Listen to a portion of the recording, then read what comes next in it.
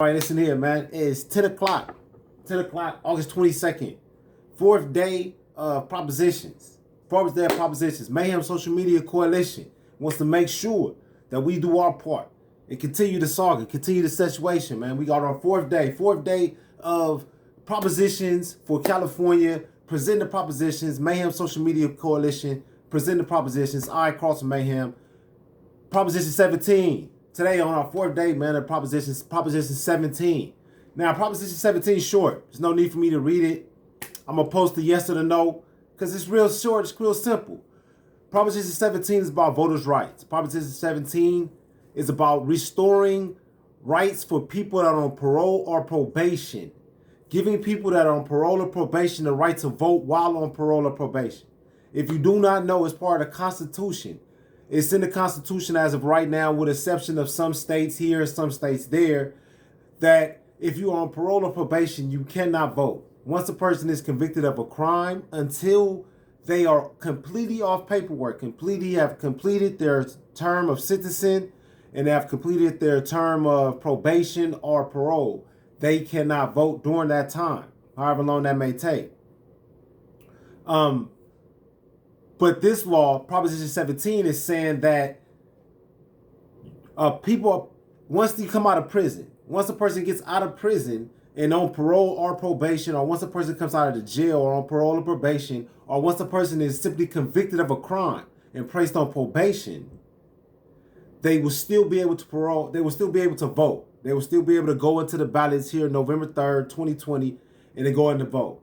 They'll be able to go 2024 and go in to vote.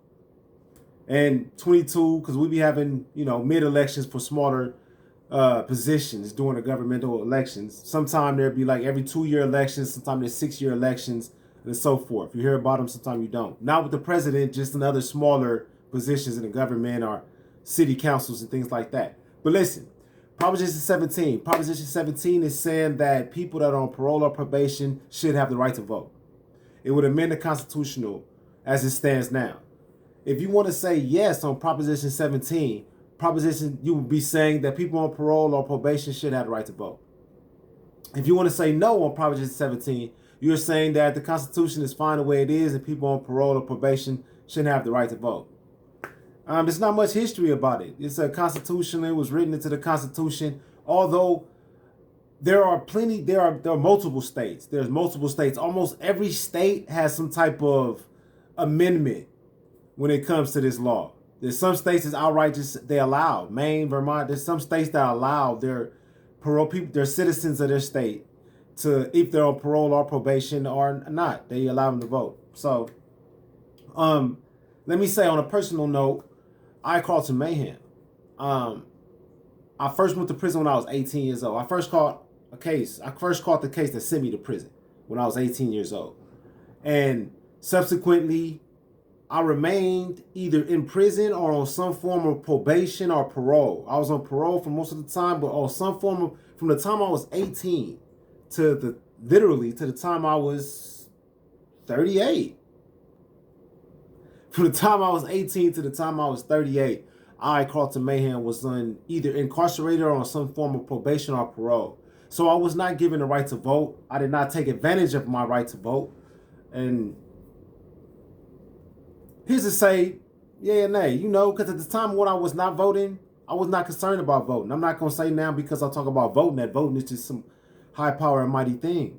Personally, this is my personal statement. We are presenting, Mayhem Social Media Coalition is presenting the propositions. But we also want people that are following us to understand. We also want people that are hearing this to understand what it is that these propositions are. What's the jargon for them, the verbiage, the words that they use, and then what does it mean in layman's terms, or they say, what does it mean to us? And then how does it affect us? And I just want to say on a personal note, a footnote, not a personal note so much, but a footnote of Proposition 17, with the fact that people on parole or probation cannot vote.